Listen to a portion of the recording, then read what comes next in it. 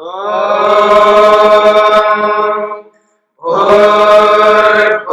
स्वः तत्सवितुर्वरेण्यं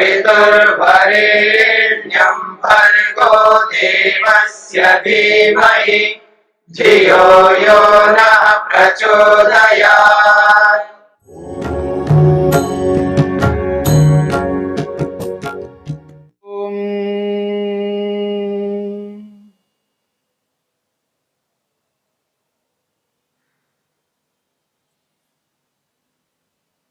मन के स्वभाव पर विचार चल रहा है। मन का स्वभाव बदलता रहता है। कभी मन चंचल रहता है तो कभी मूढ़ रहता है, कभी शांत रहता है। मन के जो कारण हैं, सत्व, रज और तम, इन तीनों कारणों में जो कारण मन के अंदर उद्बुद्ध रहता है, प्रकट रहता है, उस कारण के अनुरूप मन का स्वभाव रहता है। तमोगुण और रजोगुण जब दोनों मिलते हैं परस्पर और दोनों मिलकर के दोनों उभर जाते हैं मन के अंदर, रजोगुण और तमोगुण, तब मन ऐश्वर्यों को चाहने लगता है। व्यक्ति के मन में ऐश्वर्य रहते हैं। संसार में जितने भी ऐश्वर्य हैं, उन ऐश्वर्यों को प्राप्त करने के लिए, उनको पाने के लिए उनके मन में एक उमंग, एक उत्साह रहता है। और उसकी जो दृष्टि है, उसकी जो नजर है, उसका जो सोच है, वो उन ऐश्वर्यों के प्रति रहता है। प्रातःकाल उठने से लेकर के रात्रि में सोने तक वो ऐश्वर्यों में ही जीता है। उनका विचार, उनका व्यवहार उन ऐश्वर्यों को प्राप्त करने के लिए चलता रहता है। ये तब होता है जब मन के अंदर रजोगुण और तमोगुण उभरे हुए रहते। एक ऐसी भी स्थिति आती है जब मन के अंदर केवल तमोगुण उभर करके आता है, रजोगुण और सत्वगुण दब जाते हैं। और जब केवल मन के अंदर तमोगुण रहता है, तब व्यक्ति अधर्म करने लगता है। जिनको देख करके हम लोग ये बोला करते हैं, देखो ये पाप कर रहा है, ये व्यक्ति गलत कर रहा है, ये अनुचित कर रहा है, अन्याय कर रहा है, अधर्म कर रहा है। जब हमारे मन के अंदर, हमारी वाणी में, हमारी क्रिया में सामने वाले व्यक्ति को देख करके ये बोध होता है ये अनुचित कर रहा है, अधर्म कर रहा है, ये अन्याय है, ये उचित नहीं है, ये पाप है, ये ईश्वर के विरुद्ध है, वेदों के विरुद्ध है, ऋषियों के विरुद्ध है, महापुरुषों के विरुद्ध है, सज्जन पुरुषों के विरुद्ध है, ये गलत हो रहा है। और जो भी ऐसा व्यक्ति कर रहा होता है, उस स्थिति में उसके मन में तमोगुण काम कर रहा होता है, इसलिए वो मूढ़ होकर के अधर्म कर रहा होता है, अज्ञान में रहता है, अवैराग्य में रहता है और अनैश्वर्यों से युक्त हो रहता है। ऐश्वर्यों के रहते हुए भी वो अनैश्वर्यशाली बनता है, यानी उन ऐश्वर्यों का उपभोग नहीं कर सकता, उसका प्रयोग नहीं कर सकता, उसका सुख नहीं ले सकता। ऐश्वर्य तो रहते हैं उसके पास में बहुत है, पर उनका उपभोग, उनका जो सुख लेना चाहिए वो सुख नहीं ले सकता, क्योंकि अधर्म कर रहा होता है। संपत्तियां कितनी भी है उसके पास में, पर उस अधर्म के कारण से उसके मन में जो भय है, जो शंका है, जो लज्जा है, जो डर बना हुआ रहता है, वो उसको सुखी होने नहीं देता। उसी मन के अंदर जब सत्वगुण उभर करके आता है और उस सत्वगुण के साथ साथ थोड़ा बहुत रजोगुण भी उसके अंदर लगा रहता है, तब व्यक्ति धर्म करने लगता है, अच्छा काम करने लगता है। मन के अंदर परोपकार की भावना आती है, मैं कुछ करूं समाज के लिए, परिवार के लिए, उसके लिए, इसके लिए, जिस किसी के लिए भी अच्छे भाव मन के अंदर उभरते हैं। अच्छा सोचता है, अच्छा विचार करता है, उसको अच्छा लगने लगता है, मन प्रसन्न होने लगता है, तो वो धर्म करने लगता है। उसके मन में ज्ञान चल रहा होता है, वो वैराग्य की ओर अग्रसर होने लगता है, मन प्रसन्न रहता है उसका, उसकी सारी दृष्टि धर्म पर रहती है। कुछ अच्छा कर गुजरने की बात उसके मन में रहती है, तो वो अच्छा चल रहा होता है।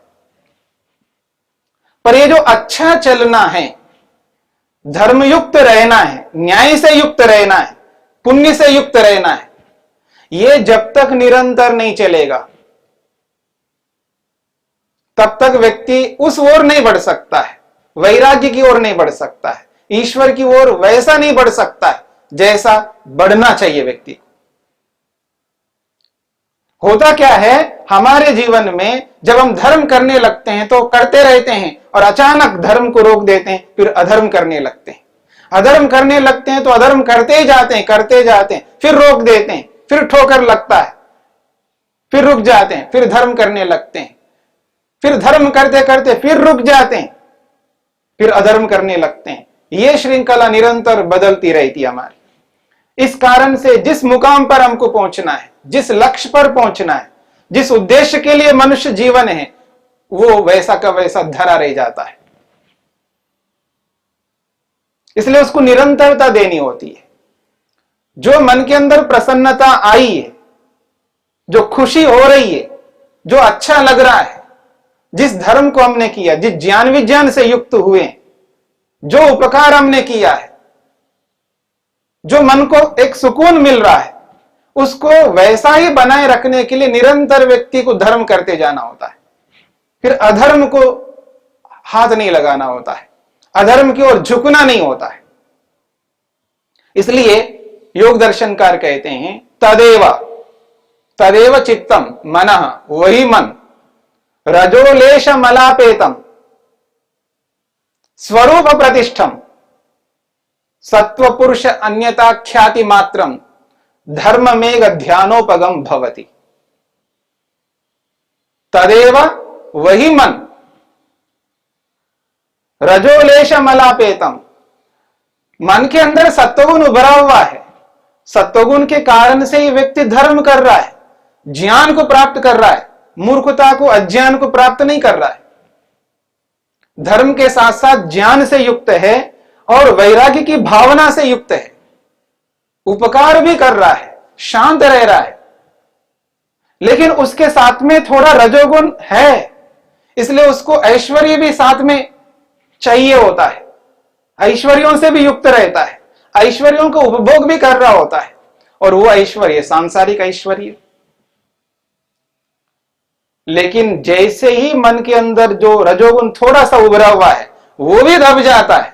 रजोलेश मलापेतम, वो जो किंचित मात्र, लेश मात्र रजोगुण उभरा हुआ है मन के अंदर, वो भी समाप्त हो जाता है, वो भी दब जाता है। बस केवल सत्वगुण उभरा हुआ रहता है। तमोगुण रजोगुण बिल्कुल दबे हुए हैं, उभर ही नहीं सकते, दबा के रखा है उनको। धर्म कर करके, ज्ञान से युक्त हो करके, मन को प्रसन्न कर करके, पर वो कब? लंबे काल तक धर्म करता जा रहा है। ऐसा नहीं है शांत है, बिल्कुल शांत है, अच्छे काम करता जा रहा है व्यक्ति, कुछ गड़बड़ी हो गई, एक बार, दो बार, तीन बार और गुस्सा आ गया और अधर्म कर बैठा। वो बहुत देर तक जो धर्म करता हुआ अच्छा बन करके जो रहा, 1 सप्ताह, 15 दिन, 1 महीना, 2 महीने, 3 महीने, 6 महीने, साल भर बहुत अच्छा दिखाई दे रहा था, और अचानक किस कारण से, कोई भी कारण हो सकता है, और गुस्सा आ गया और गुस्से से कुछ उगल दिया, बस वो 1 साल का जो पुरुषार्थ किया हुआ वो एक प्रकार से दब जाता है, उसका अधर्म उभर करके सामने आ जाता है। उसका प्रभाव बहुत व्यापक होता है। उससे बचना है। उससे बचने के लिए व्यक्ति को, विशेषकर साधक को, आध्यात्मिक व्यक्ति को, योग करने वाले व्यक्ति को सजग रहना पड़ता है।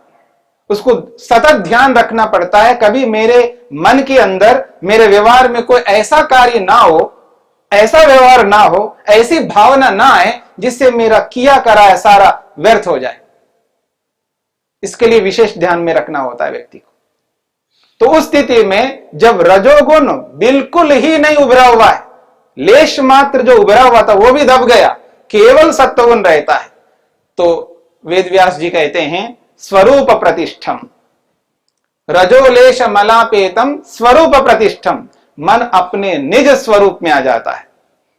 उसका जो स्वाभाविक रूप है मन का, वो अपने निज स्वरूप में मन आ जाता है। अर्थात वो तो शांत था पहले से ही मन, जिसको हमने अपने हाथों से चंचल बनाया, मूढ़ बनाया, गलत रास्ते पर उस मन को चलाया, लेकिन वो अपने निज स्वरूप में आ जाता है, मन स्वाभाविक स्वरूप में आ जाता है। वो तो शांति था, बिल्कुल शांत हो गया मन। रजोलेश मलापेतम स्वरूप प्रतिष्ठम, अपने निज स्वरूप में आ गया मन। जब मन निज स्वरूप में आ जाता है, उस वक्त मन के अंदर जो भाव रहते हैं, जो सोच रहता है, जो विचार रहता है, वो सारा का सारा विवेक से युक्त होता है। इसलिए वेदव्यास कहते हैं सत्व पुरुष अन्यता ख्याति मात्रम, वो सत्व को और पुरुष को पृथक पृथक अलग अलग मानने लगता है। सत्व का मतलब होता है मन, और पुरुष का अर्थ होता है आत्मा।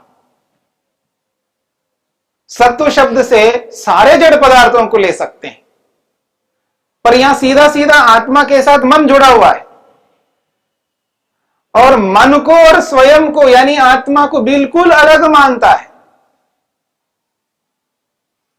कोई नई बात तो नहीं है। अगर आप अपने आप से ये पूछ करके देखिए, क्या मैं और मन अलग अलग है या एक है? आप तो यही कहेंगे अलग अलग है, मन तो जड़ पदार्थ है, अलग है। पर कहना और करना अलग होता है।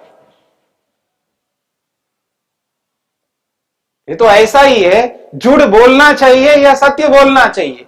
कौन ये नहीं कह सकता कि सत्य नहीं बोलना चाहिए?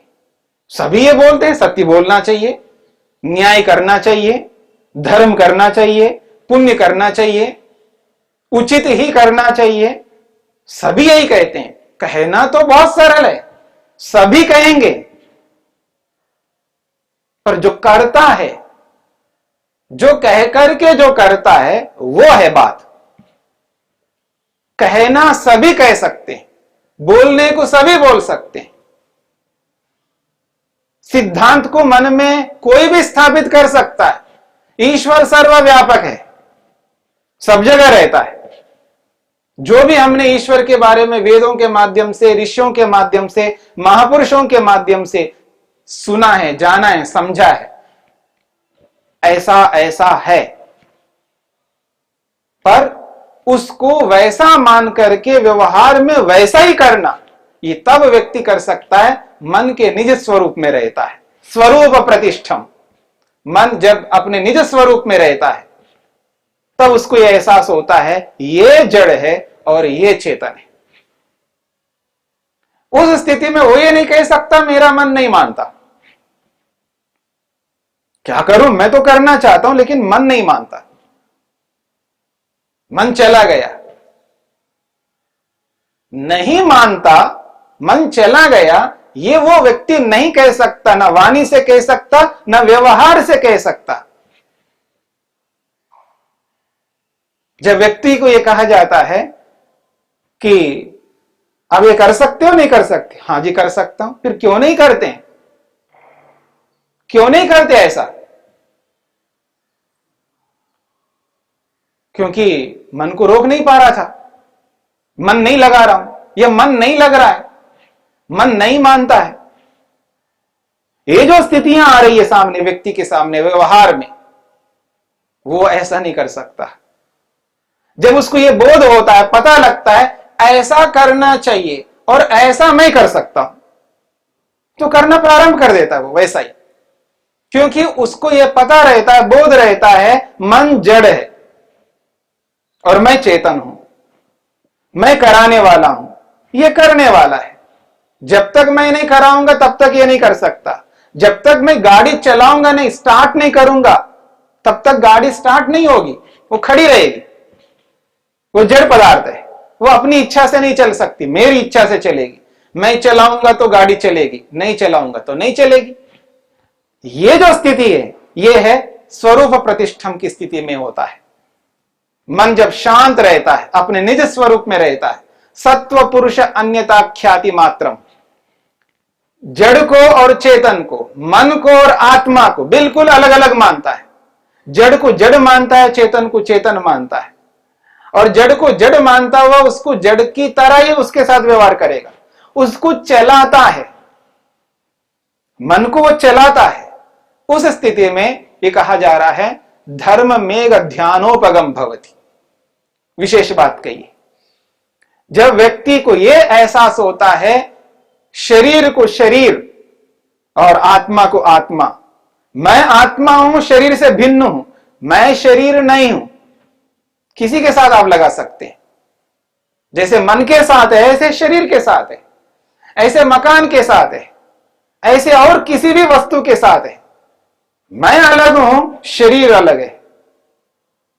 शरीर में कुछ भी हो सकता है, शरीर कट सकता है, टूट सकता है, समाप्त हो सकता है, नष्ट हो सकता है। इसके नष्ट होने से मैं नष्ट नहीं हो सकता, मैं आत्मा हूं। वो जो हम पढ़ते हैं नैनम छिंदन्ति शस्त्राणि, वो जो श्लोक है, उस श्लोक में जो बातें हैं वो इस स्थिति में व्यक्ति को समझ में आती हैं, जब वो अपने निज स्वरूप में रहता है। सत्व पुरुष अन्यता ख्याति मात्रम की स्थिति में आकर के धर्म मेघ ध्यानोपगम भवति, एक ऐसा ध्यान जिस ध्यान में आत्मा का बोध होने लगता है। आत्मा तो ऐसी है, आत्मा तो ऐसा है, और मन तो ऐसा है।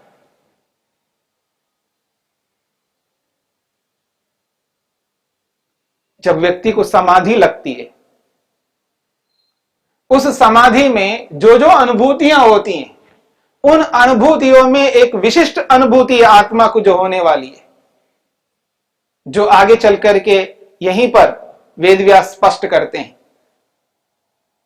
जिस ध्यान को वो प्राप्त करता है, यानी जिस समाधि को वो प्राप्त करता है, यहां वो विशिष्ट विलक्षण युक्त समाधि होती है, जो आत्मा का एहसास कराने वाली समाधि होती है, स्वयं का बोध कराने वाली समाधि होती है। मैं क्या हूं, मेरा क्या स्वरूप है, उसका उसको एहसास होता है, जो आज बिना समाधि के हमें नहीं हो रहा है। इतना तो हम जानते हैं मैं हूं, लेकिन मैं क्या हूं यह नहीं जान पाते।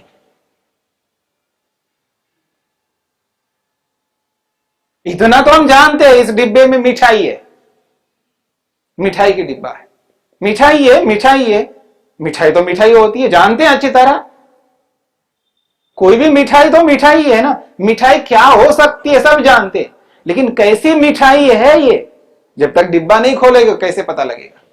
ठीक इसी प्रकार हम तो जानते हैं अपने आप को, बिल्कुल जानते हैं, पर वो जो जानना अलग है।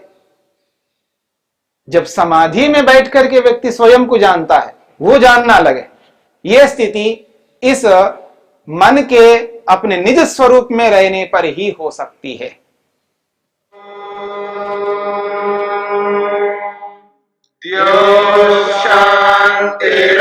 शांतिरंतरिक्षं शांति पृथिवी शांतिरापः शांतिरोषधयः